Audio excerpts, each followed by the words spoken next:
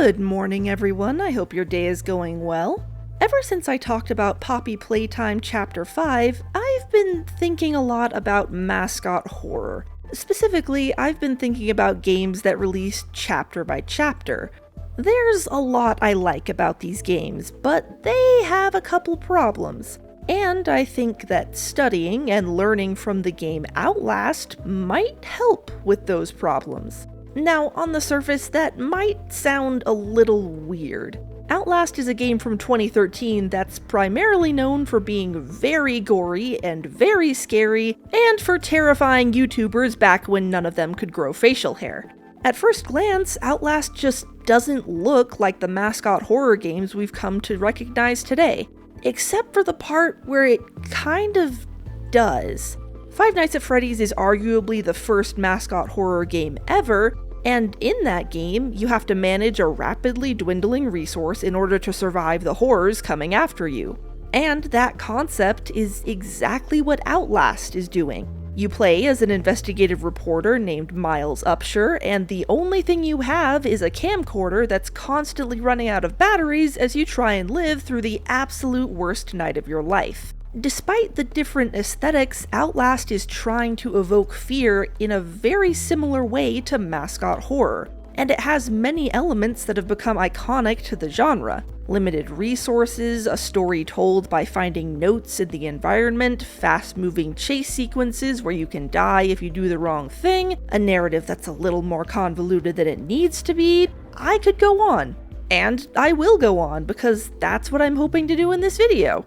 Outlast isn't a perfect game, but it's trying to do a lot of the same things that Mascot horror is, and that makes it something we can learn a lot from. This video is intended as a case study of Outlast, and how I think it dodges a lot of the problems chapter by chapter Mascot horror games tend to have. Before we get started, I feel the need to give some warnings about Outlast. Based on my analytics, I think most of my viewers know what Outlast is and what it's like, but for those who don't, allow me to read the first paragraph that pops up when you start a new game. Outlast contains intense violence, gore, graphic sexual content, and strong language. Please enjoy. None of these warnings are in any way an exaggeration. Outlast is extremely gory and extremely violent, and it does have a moment where a guy's, doing things to a corpse. I'm not going to show any of the sexual stuff in this video, but the gore is absolutely unavoidable, so if that's something you don't want to see, this might be a video you listen to rather than watch. This is also a game from 2013 that takes place in an insane asylum where the main enemies are patients at that asylum, so it definitely plays into the trope of there being crazy people who want to kill you because they're so crazy. And isn't it so scary how mental illness makes you violent and weird? For a game in 2013, it's not as bad as it could be, but it does often reduce these people to horrible, inhuman monsters who are inherently violent and dangerous. I don't feel qualified to talk about this trope or the stigma surrounding it in detail, and I'm mostly going to talk about these patients in terms of how they function as gameplay mechanics, but it's important to understand that people with mental illness are very much still people, and this portrayal is fairly reductive even if it's expected for the time period in which the game was made.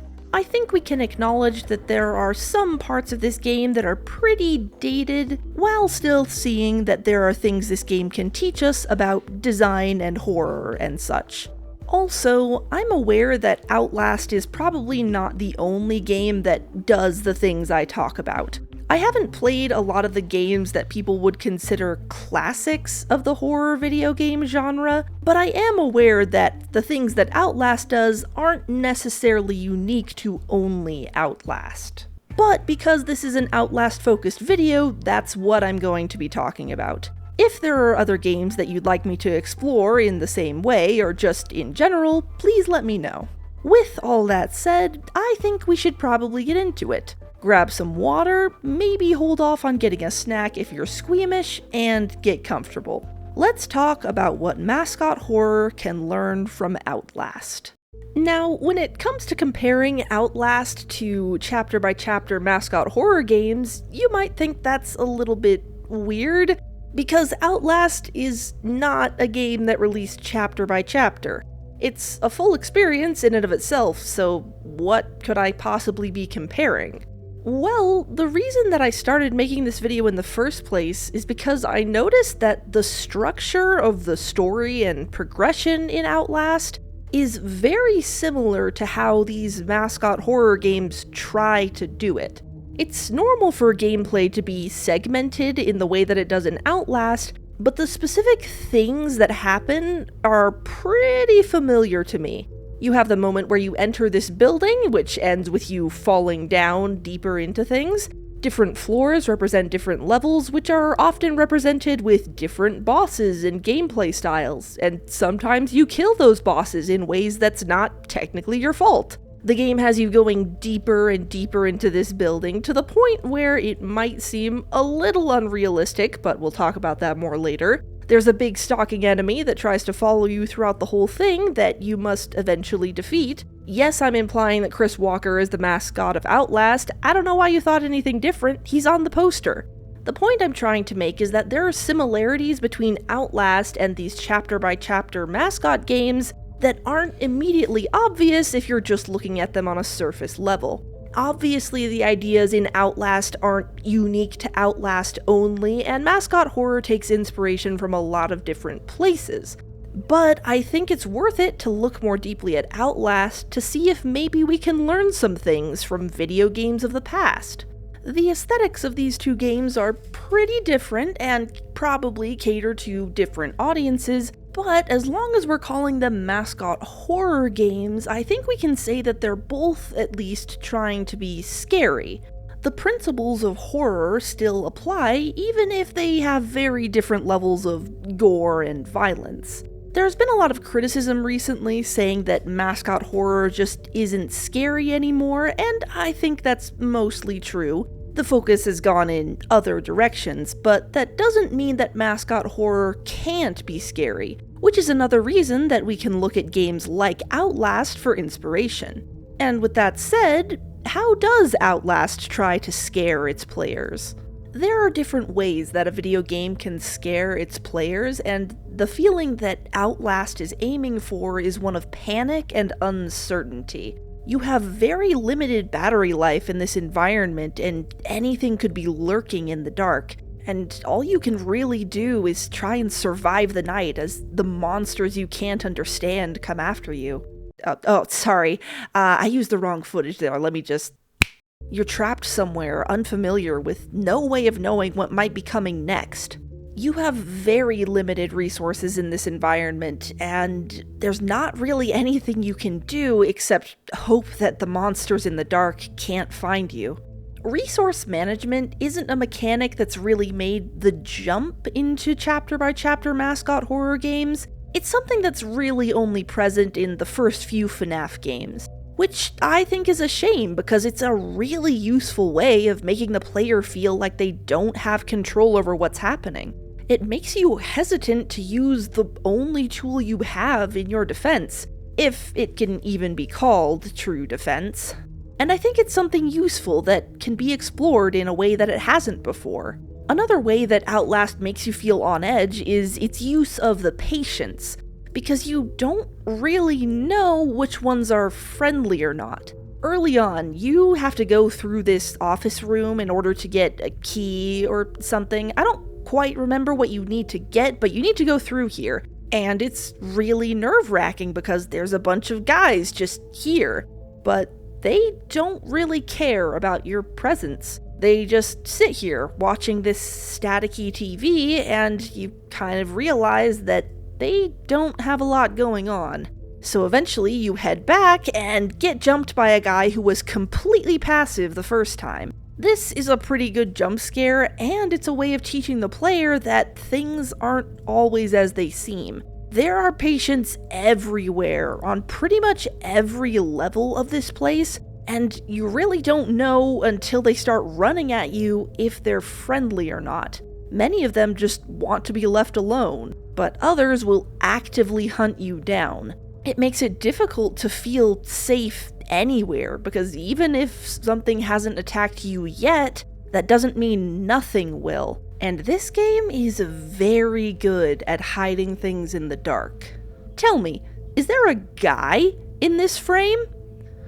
Doesn't seem like it, right? Well, you'll be happy to know you're absolutely right. There's actually several. And aren't they so excited to see you?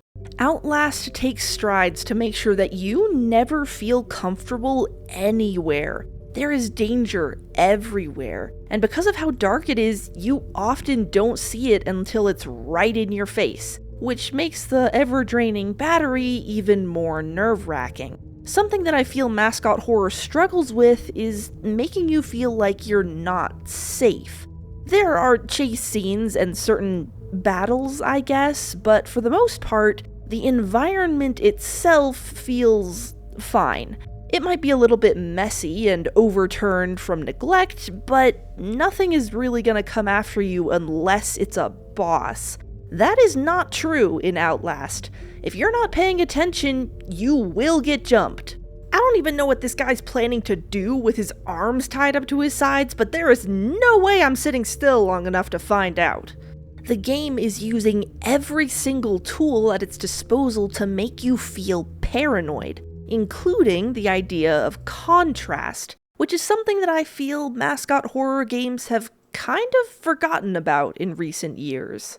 The original idea behind Mascot Horror was that you were taking something innocent and childlike and turning it into something sinister and dangerous, often with a level of nostalgia attached.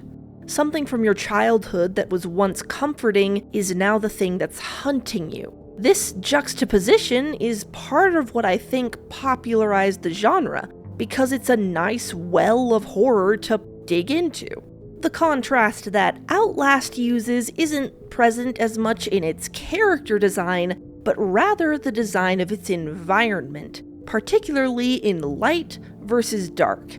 Outlast is known as a game where you really need the camera because it's dark all the time, but you only feel like you need the camera because some parts of the game really aren't that dark at all. There are several areas where you can see just fine, and it's these areas that make venturing back out into the dark so nerve-wracking. There is no spot that feels truly safe, but the light feels better than the dark a lot of the time, because at least in the light you can see what's coming after you. Once you decide to go back into the dark for a key or a fuse or whatever else it is that Father Martin wants you to find before you can move on, you're really helpless, left only with whatever batteries you manage to scrounge up. And as we've seen, the dark hides a lot of danger. Fear of the unknown is incredibly potent, and this contrast of light and dark makes it more noticeable than ever. If I can get a tiny bit controversial for a moment, this is actually why I think the trager section in Outlast is a little weaker than some other areas. Trager's section is a pretty iconic part of Outlast. I think anyone who's played the game is gonna remember the guy who chopped off our fingers for basically no reason. But the section where you have to evade him afterward, I feel is just a little bit less scary than it could be, because you don't really have to use the camera anywhere. The area he occupies is pretty small and well lit in pretty much every area except dark corners, which I was only checking because I wanted to find more batteries, which I didn't need at the time. Other parts of the game usually compensate for this by having people wandering around who might be attacking you, but in Traeger's section, all of these other enemies have been chained down and are victims just like you. Both of these things make sense from a story perspective. Traeger is somewhat more aware than other enemies, and so of course he's gonna keep the lights on so he can find you, and he's not about to let all these other nobodies be wandering around his space. And this is probably a more effective area if you haven't already seen the cutscene, which I did. I didn't play through this game completely blind. I knew what was coming, and that's honestly part of what let me play it at all. But that means that I wasn't really surprised when he whipped out the giant shears. And so I think some of the small flaws of this area are maybe more obvious to me. Don't get me wrong, I still cowered up in this air vent for like 20 minutes because I wasn't sure how to get past him, but eventually I realized that he was just pacing up and down this same hallway, and he doesn't vary his pattern at all. So I eventually just said screw it and started sprinting, and that worked, which I really wasn't expecting it to. I kinda just looped between these two rooms until he lost aggro and continued through the door I was supposed to, which felt nice, but maybe not super intentional. I think running is intended to be a part of the gameplay loop, but when it came to trager, it kinda just felt like a get-out-of-jail-free card. Speaking of running, do you guys want to talk about chase sequences? For some completely inexplicable reason, people have been really interested in chase sequences in Mascot horror recently. Enough! Enough! Stop it. Get some help. Joking aside, Markiplier makes a pretty good point here. In general, there are two big problems with the way that Mascot horror recently has been using chase sequences. Number one is that there's an oversaturation. Chase sequences can be great tools to be used in climactic moments, but if you use them too often, they lose their impact. Which leads into the second problem of chase sequences often trying to implement new mechanics that the player has to learn. This theoretically keeps a chase sequence interesting when you have 7 others in your game, but it doesn't really work with the tension a chase sequence is supposed to have. A chase is meant to be a chase. It's something fast that spikes your adrenaline as you're trying to get away from a monster. And it doesn't really work if you spend the whole time dying because you couldn't figure out what to do. These problems are becoming really obvious because recent examples like Poppy Playtime really like their chase sequences. And I think Outlast is a great resource to learn from because Outlast also likes its chase sequences. And I think it does them just a bit better. Part of what allows Outlast to do that is the fact that running is a part of the gameplay. I just said that running in the trager section felt a little bit like a cheat code, but for most of the game, running is just a part of the normal gameplay loop that doesn't feel out of place at all. You will often be chased by enemies that just happen to be in the environment. So a scripted chase doesn't feel as out of place as it might in a more puzzle-centric experience. Where Mascot horror can often feel like it's using a chase sequence just because, Outlast will often use chase sequences to transition from one gameplay style to another, which I think is a pretty good way to do it. It doesn't feel like Outlast is including a chase sequence because it feels like it or it doesn't know how to do anything else. It feels like there's a chase sequence because Miles is a deeply unlucky person whose only option for survival is cardio. Within the actual chases themselves, the game takes a lot of care to make sure that you never really get stuck, so the tension of the scene is preserved, because you're not really jumped by anything new. You're just expected to use the knowledge that you already have. There's a scripted chase sequence just before the trager encounter that I'm going to use as an example. Within this chase, you're asked to do 3 things. Go the right way, push these heavy shelves, and jump this gap. Situational and environmental awareness have been something the game has been asking you to do this whole time, so that's fine. And the pushing of the shelves and jumping of the gap are both things that you've done before at this point. All of these mechanics were introduced beforehand and feel like a natural thing that you would be doing in a place like this. Yes, I missed this jump on my first try, but that's because I'm bad at jumping, not because the game didn't tell me how jumping worked. Chase sequences can be very dramatic and powerful tools for a game to use, and they can also be kind of hard to design. Within this own chase, there are some moments that I think could have been ironed out. But I think overall, Outlast does these scripted chases a lot better than chapter-by-chapter Mascot horror generally manages. And I think they're worth looking at as a good example of how a chase can be effective.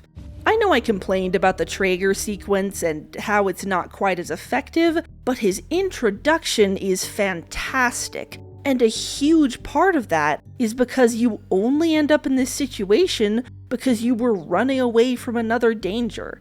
He shows up seemingly as a friendly face, only to pull the rug out from under you, and it's very effective. Bottom line, chase sequences can be very effective at what they're trying to do, and I think Outlast does a very good job. And one thing I'm grateful that Outlast never does is include a missable collectible in the middle of what's supposed to be a tense struggle for survival.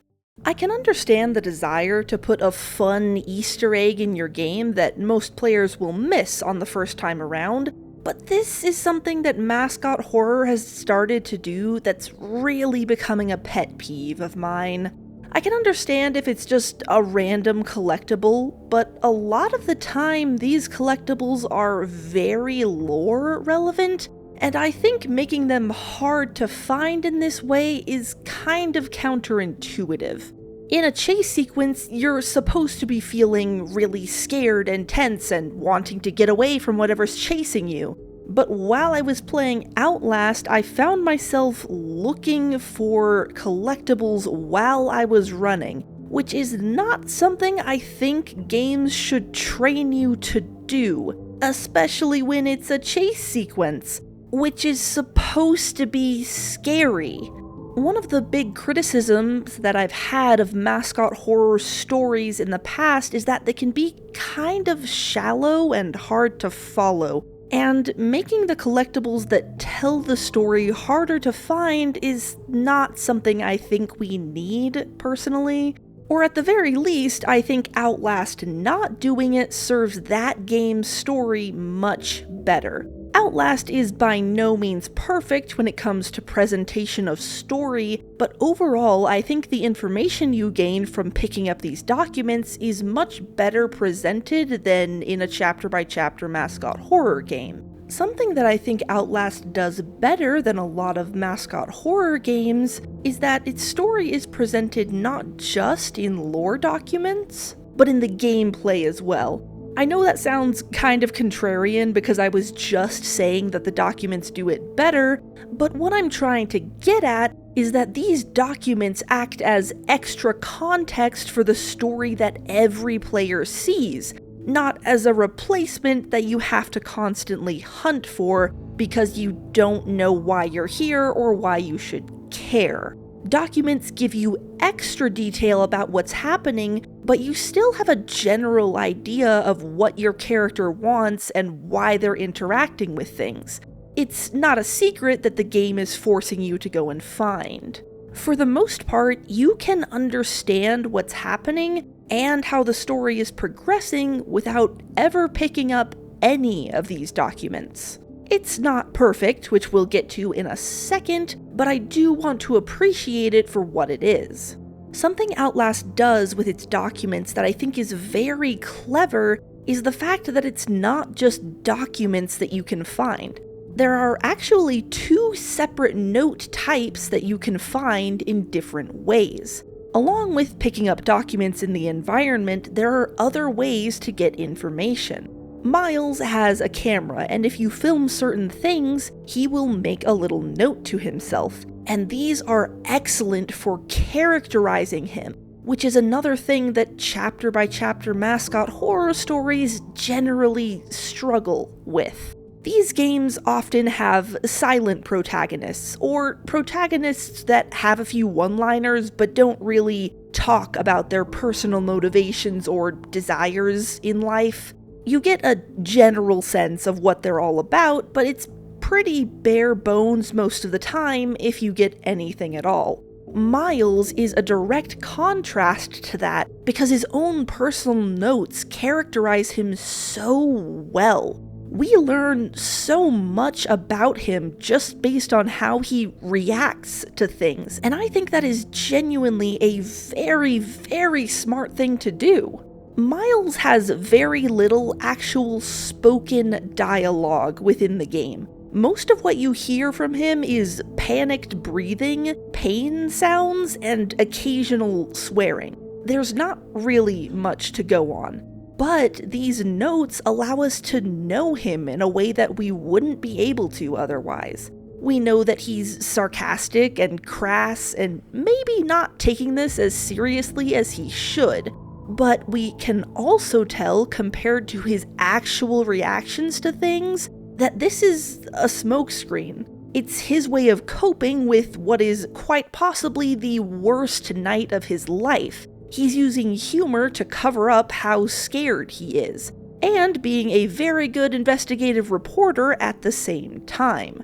And even more than that, his thoughts change over the course of the game. He starts out thinking of the patients in the hospital as just crazy people, things he needs to avoid to stop from dying, and not really worth thinking about except in the context of how to avoid them. But over the course of the game, he starts to see that they're victims just as much as him, and we can see that happening based on the observations that he's making. It's genuinely really, really good, and I wish that Mascot Horror did stuff like this more often. There are ways to tell the audience things about the character they play as, even if that character isn't doing much talking at all. There's actually an example of this in Security Breach Ruin, where Cassie will make little comments about the things that she picks up.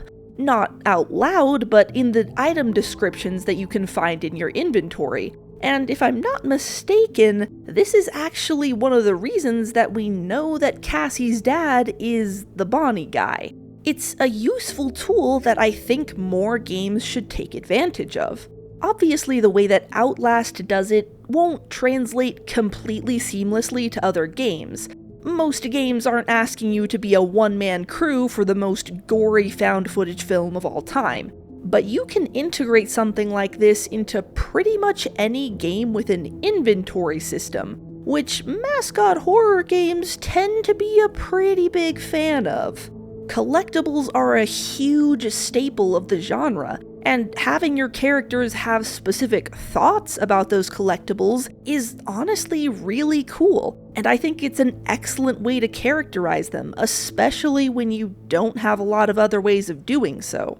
There's an argument to be made that the main characters in Mascot Horror aren't really supposed to be characters, that they're meant to be more of a blank slate avatar for the person playing, but personally, I really enjoy it when I get to play a character who has their own motivations and thoughts about things, and I think Mascot Horror games could really benefit from having some characterization like that. Obviously, I'm a fan of the little notes that Miles makes to himself, but the lore documents you can find throughout the asylum are really good too. Most of the story is presented to us in cutscenes or through Father Martin's student film that he insists on showing us, so these documents serve as extra context that helps the world to feel full and alive. They do a pretty good job of showing us what exactly the asylum was up to and what sort of awful things happened there, without making us rely on finding the documents to understand what's going on. At least, that's how it is for the most part, because it starts to fall apart a little bit when it comes to the ending. Outlast has a bit of a twist ending, and I personally don't like it very much. Not only because it's not foreshadowed very well in the documents or the general story, but because I think it's kind of a bad writing decision in and of itself. Writing an ending to a video game is hard, and honestly, even really good games have trouble sticking the landing. But I have some problems I wanted to talk about when it comes to this one in particular. spoiler warning for Outlast if any of you don't want to know exactly what happens. I think most of you already are familiar with the plot, but I think it's probably polite to give a warning anyway. Okay, so basically, as you're going through Mount Massive Asylum, you start to find documents that explain how the asylum got to be what it is today. And it's implied that this asylum was bought up, essentially, by the Murkoff Corporation, who is known to Miles for doing a lot of shady stuff in the guise of charity work. So these asylum patients were essentially test subjects for something. And as time goes on, you start to hear about this thing called the Wall Rider. And eventually, it's revealed that the Wall Rider is this demon thing, and the Murkoff Corporation was trying to traumatize all the patients because this Nazi guy said that the only way to get possessed by the Wall Rider was if you were super messed up in the head, I forget his exact wording. It's like, if you've seen horrors beyond what any man should experience, or something like that. I forget his exact words, but basically you gotta traumatize everyone really good, and then also they go to sleep and maybe get possessed by the Wall Rider. That's the implication throughout the whole game, right? And no matter how you feel about that plotline, it makes sense to a certain extent. Murkoff is obviously evil and shouldn't have done this, and there's a whole bunch of Nazi involvement and whatever. And you start to catch glimpses of the Wall Rider, right? And it's this, like, floating person apparition thing, but sometimes its face looks like this. And so, clearly, obviously, demon, right? Like, that makes a lot of sense. But then, in the very end of this game, you run into this Nazi guy who's, like, super old and in this sealed chamber, and he's like, nah, actually, it's nanomachines. Me and my boy, Alan Turing, it's nanomachines.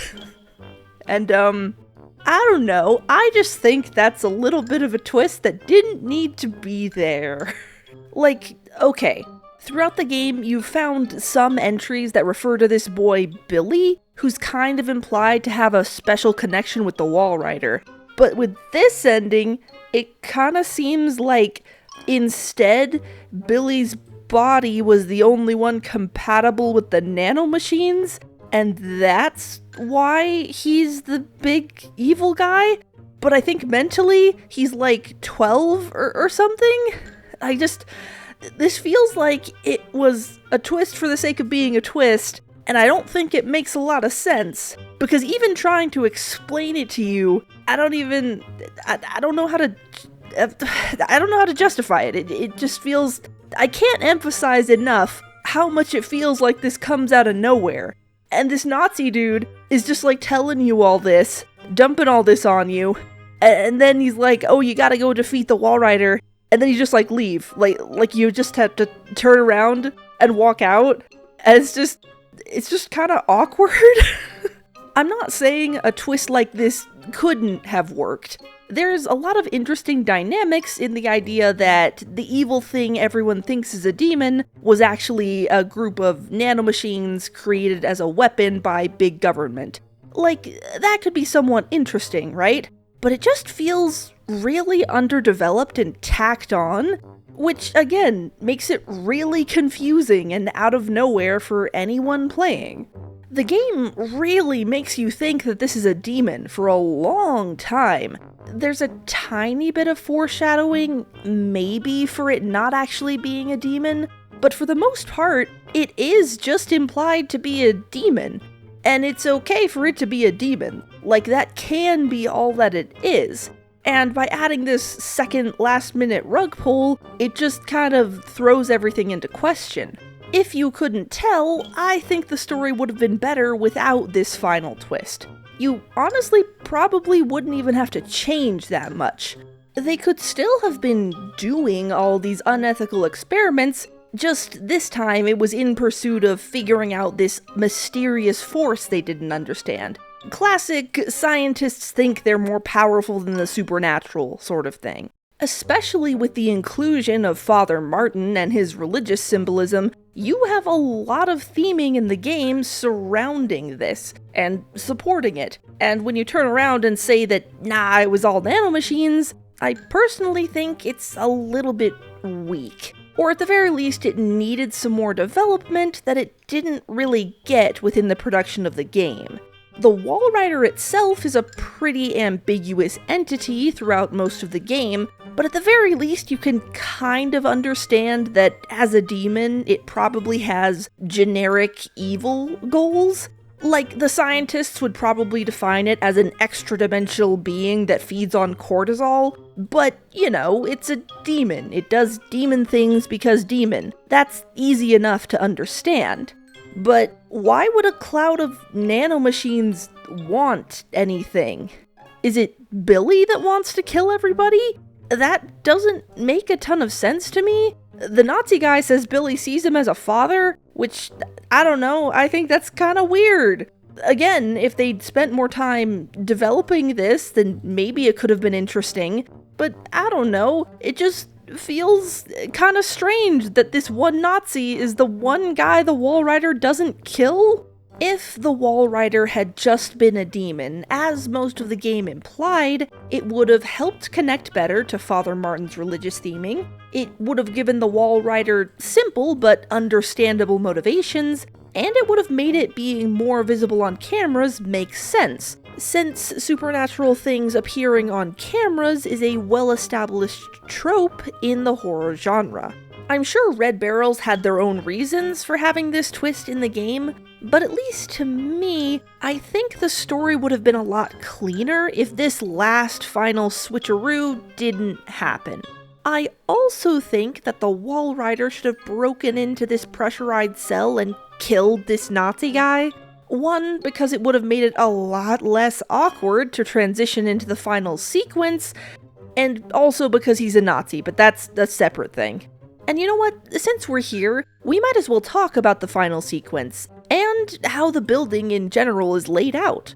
Because that's another thing that I think Mascot horror chapter-by-chapter games could learn from. By the way, if any of you have a shorter term for chapter-by-chapter Mascot horror, please tell me about it. It takes so long to say, but I don't know how else to describe what I'm talking about. When I talk about how the building is laid out, I'm talking about how Mascot horror has a tendency to go deeper and deeper underground until you lose all sense of what could realistically exist as a building in the real world. At a certain point, games like Poppy Playtime and Bendy and the Ink Machine stop feeling attached to reality at all, because you've gone so deep underground that there's no way you can reasonably believe that this would exist. For something like BioShock, I don't think this is as big of an issue, because you're already being asked to believe that there's an entire city out in the ocean. If you decide to believe that, the city can be as big and expansive as you want. But most of these Mascot horror games are trying to present themselves as relatively realistic buildings, and then slowly over time, as more chapters come out, they get more and more ridiculous in scale. This is something that Outlast does much better, because throughout nearly the entirety of the game, this feels like an actual building that you're interacting with in a way that you could actually interact with. It feels like this is a place that could exist.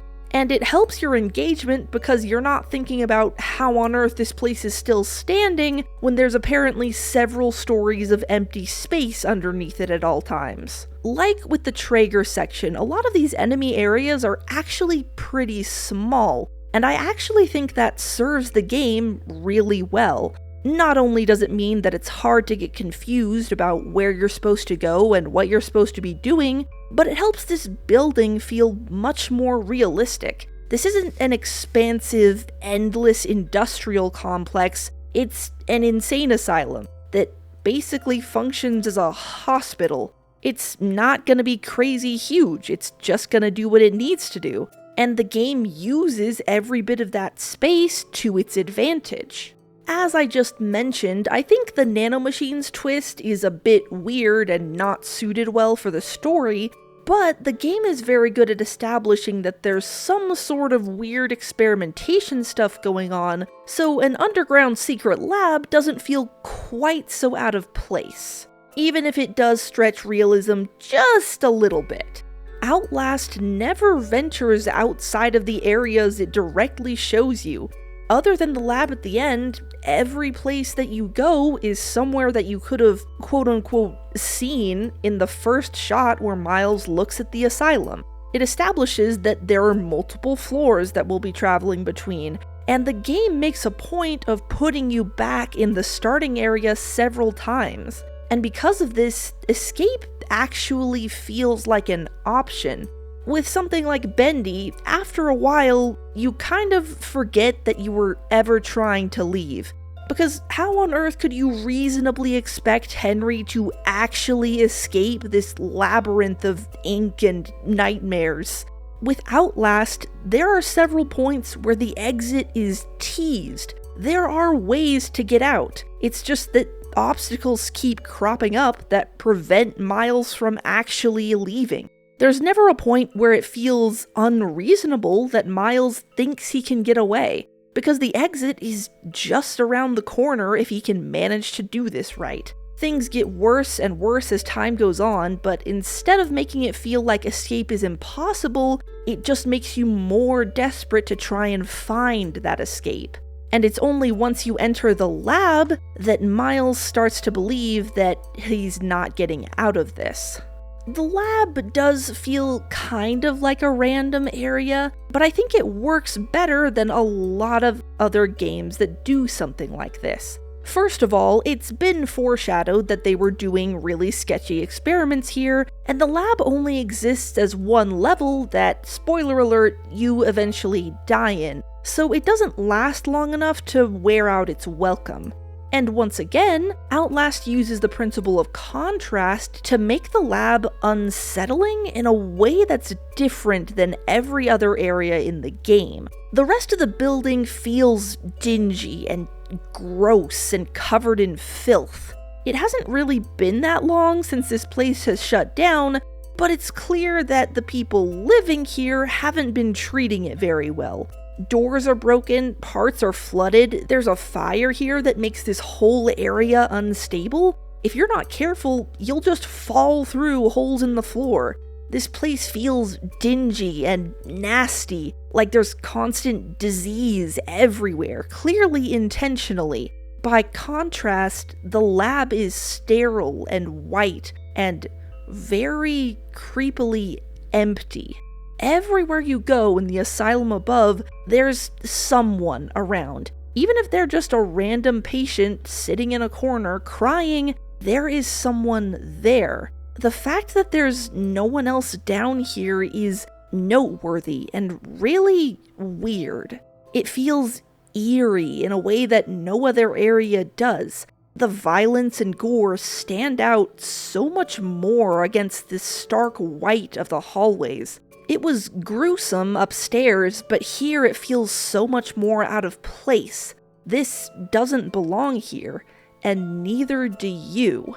I haven't really had a chance to talk about it in this video, but Outlast has some really good sound design. It uses sound cues at basically every moment to let you know when you're in danger. And there's basically always a level of noise, because this building is full of a lot of people, both dangerous and benign.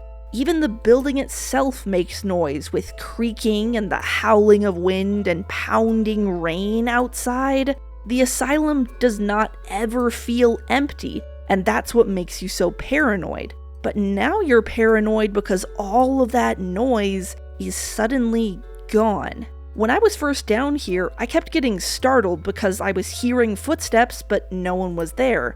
And eventually I realized that they were my own footsteps. It was just that upstairs, the constant ambient noise was enough that I didn't notice them.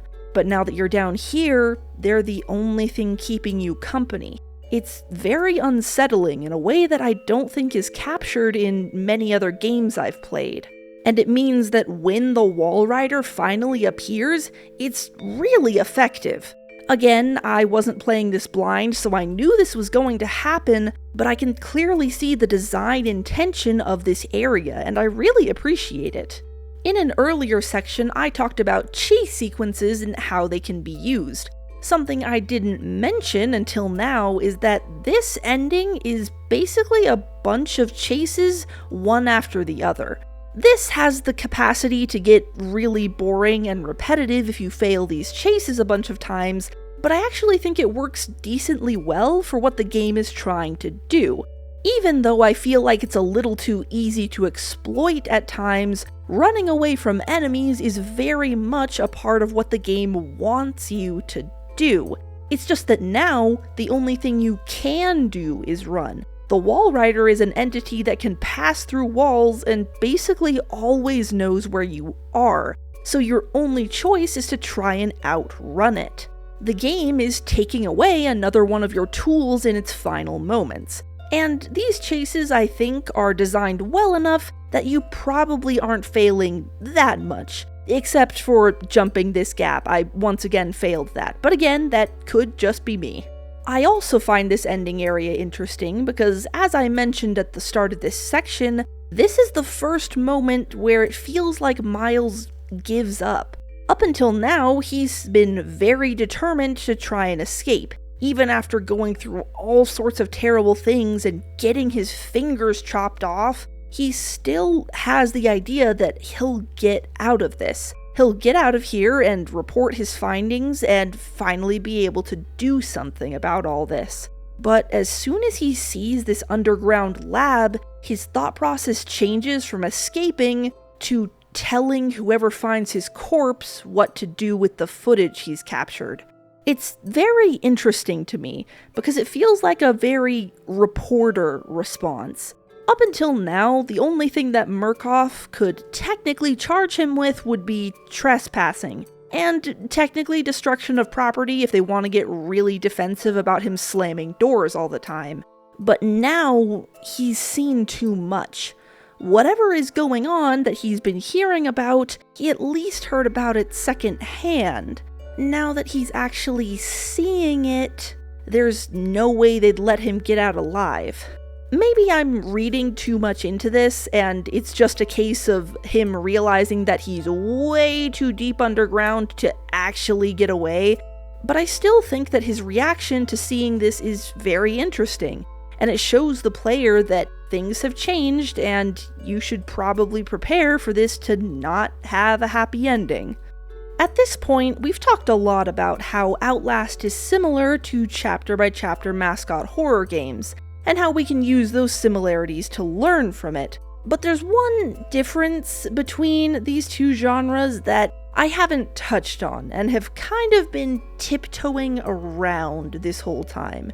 And that's the exact format that I've been referencing, and what it means in terms of making money. It's not really strange for a game to want to make money, but these chapter-by-chapter Mascot horror games have distinguished themselves by being games that are generally very lucrative. And if I can be completely blunt, I usually don't talk about this aspect of Mascot horror games, because I feel like it breeds a lot of really cynical and negative talk that doesn't really have to do with the point I'm trying to make a lot of the time. I find it very demoralizing to look at a piece of work and immediately assume that it's just being made in order to make money. And I find that when people say that, it usually means that the conversation you're trying to have about the good things that it does just ends with a whimper. I want to analyze these games for the things that they do well and talk about how they might be improved, and I find that talking about the money aspect usually just leads nowhere. But it is a fact that a lot of the decisions that these Mascot horror games make are based in the idea that they want to make money. And I do think that's led to some poor decisions. Essentially, I have a hard time talking about this aspect of Mascot horror because there are two different phrases in my mind that can coexist but are sometimes hard to talk about at the same time. Mascot horror has a lot of good things about it, and I feel like dismissing the genre as a low-quality cesspit of cash cow things meant for babies is deeply deceptive and very cynical. And mascot horror is often a lot more expensive than it should be, and often has a lot of egregious merchandising stuff that it does instead of actually trying to make a good game. Both of these opinions exist in my mind, and I think both of them are true. And I don't really have a perfect answer to what's going on here. I can't control how much a person or a media conglomerate asks for a game, and everyone's going to have a different threshold of what they consider to be too expensive or what they consider to be too egregious in terms of merchandising. But I think dismissing the entire genre as just a cash grab that's not worth looking at on a deeper level is a mistake, because then it kind of allows people to keep making subpar products and selling them to you for way more than what they're worth. In fact, I think that if they're asking for money, it's reasonable to expect a certain level of quality. And I think holding these games to a higher standard is not a bad or strange or naive thing to do. The price tag promises quality, and if it doesn't live up to that, then that's the game's fault, not yours. Again, I don't have a perfect answer to this problem. I can't really control how expensive something is. But I think talking with your wallet is a good place to start. And if a game's creator genuinely wants to make improvements, looking to other games as an example is a great place to start, both in terms of gameplay and horror inspiration, and as examples for how to price your experience. I'm not making this section to try to slander or call out any specific people or companies or media conglomerates. Instead, I'm making this section because I really care about mascot horror, and I believe that it can make some really good things. I love to analyze this genre, and I can appreciate a lot of things about it. And I want to see it continue to grow and improve. Mascot horror is, by all metrics, a pretty young genre of game, and I think it has a lot left to give. And I hope that by looking at it through a lens of analysis, we're able to appreciate it even more. And as we move forward, I'm looking forward to exploring it with all of you. Even if it might not be perfect all the time, I think it can be very good. And I'm looking forward to seeing what sort of games mascot horror takes inspiration from next. Thank you all very much for watching. Sorry if that last section was a little disorganized. Like I said, the money aspect of this genre is something that I don't really like bringing up, but I thought that in this case it was important to acknowledge. If you guys have any games you'd like me to play in the future, please let me know, and maybe I'll have to take a look and make a video about it. And this is a perfect opportunity to tell you that I actually have a Twitch channel, where I plan to occasionally livestream games. I haven't streamed in a while, but I thought it'd be fun to try and get back into it, so we're gonna be doing a test stream, not this Saturday, but next Saturday, that's May 2nd, to see how I feel and if we want to continue. So be sure to tune in. I'll make a community post for when I go live, and the link should be in the description as well. If you'd like what you see and you want to support the videos in a way that isn't just subscribing, you can consider joining my Patreon, where I put up exclusive announcements about what I'm working on, behind-the-scenes content, and early and ad-free versions of my videos. Thank you very much to all the current patrons, including, but not limited to, Perplexia Sphinx, Snick, Tree, Lurch18489, Sphinx, I May Be Dumb, and Puppet Wraith. And thanks again to all of you for watching. Take care of yourselves and each other, and I hope to see you all again soon. Bye!